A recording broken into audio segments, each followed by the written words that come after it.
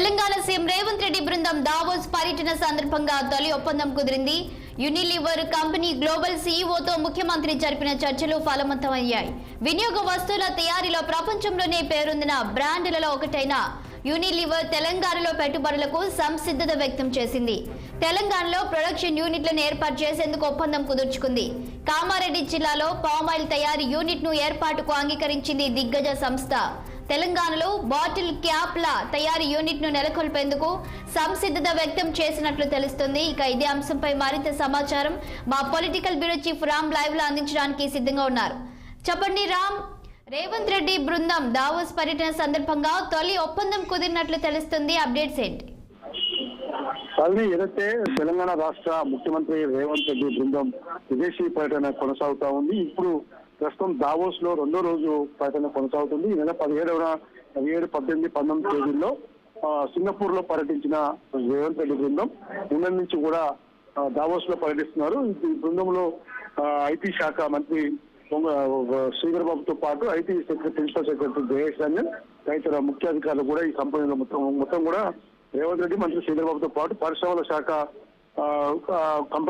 పరిశ్రమల శాఖ అధికారులు కూడా ఉన్నారు. అయితే ముఖ్యంగా ఈ దావోస్ వరల్డ్ ఎకనామిక్ ఫోరంలో తెలంగాణ రైజింగ్ ప్రతినిధి బృందం మరొక మంచి దిగ్గజ కంపెనీతో చర్చలు జరిపింది. అందులో యూనిలివర్ సీఈఓ హిన్ షూమేకర్, విధంగా కంపెనీ chief supply chain officer William ఉజయన్ తో పాటు సమావేశమై తెలంగాణలో మంచి వ్యాపార అవకాశాలు పెట్టుబడులకు ఉన్న సానుకూలతను కూడా చర్చించారు. అయితే ముఖ్యంగా ఏదైతే వినియోగ వస్తువుల తయారీలో ప్రపంచంలోనే పేరొందిన బ్రాండ్లతో ఒకటైన యూనిలివర్ తెలంగాణలో పెట్టుబడి పెట్టేందుకు సంసిద్ధత వ్యక్తం చేసినట్టు సీఎంఓ కార్యాలయ వర్గాలు తెలిపిన ప్రకటనలు తెలిపాయి.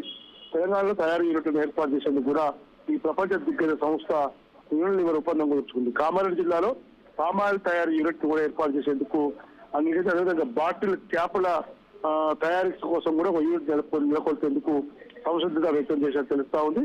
ఏదేమైనా ఈ రోజు ముఖ్యమంత్రి రేవంత్ రెడ్డి సారథ్యంలోని తెలంగాణ రైజింగ్ ప్రతినిధి బృందం దావోస్ లో వరుసగా 2వ రోజు కూడా వివిధ పరిశ్రమల కంపెనీల ప్రతినిధులు పారిశ్రామికవేత్తలతో భేటీ అవుతున్నారు. కాలిఫోర్నియాకు చెందిన అదేవిధంగా ఐటీ శ్రీధర్ బాబు అధికారులు కూడా సాంబానోవా కంపెనీ చీఫ్ గ్రోత్ ఆఫీసర్ సూలేతో చర్చలు జరిపారు. ప్రధానంగా తెలంగాణలో సెమీ కండక్టర్ పరిశ్రమలకు సంబంధించిన పెట్టుబడి అవకాశాలపై కూడా చర్చించారు. కాలిఫోర్నియాకు చెందిన సాంబానోవా ఆర్టిఫిషియల్ ఇంటెలిజెన్స్ కంపెనీకి సంబంధించిన AI హార్డ్వేర్ సాఫ్ట్వేర్ సొల్యూషన్స్ అందించడంతో పేరొందిన సంస్థతో జరిగిన చర్చలు సానుకూలంగా ముగిసినట్టు తెలుస్తా ఉంది. ఇంకా దావోస్ పర్యటన కొనసాగుతుంది.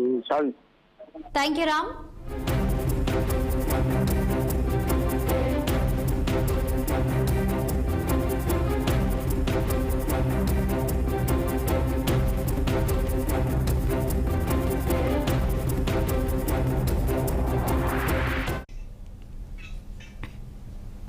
బీఆర్ఎస్ ఎమ్మెల్యే మాగంటి గోపీనాథ్ ప్రజలను తప్పుదోవ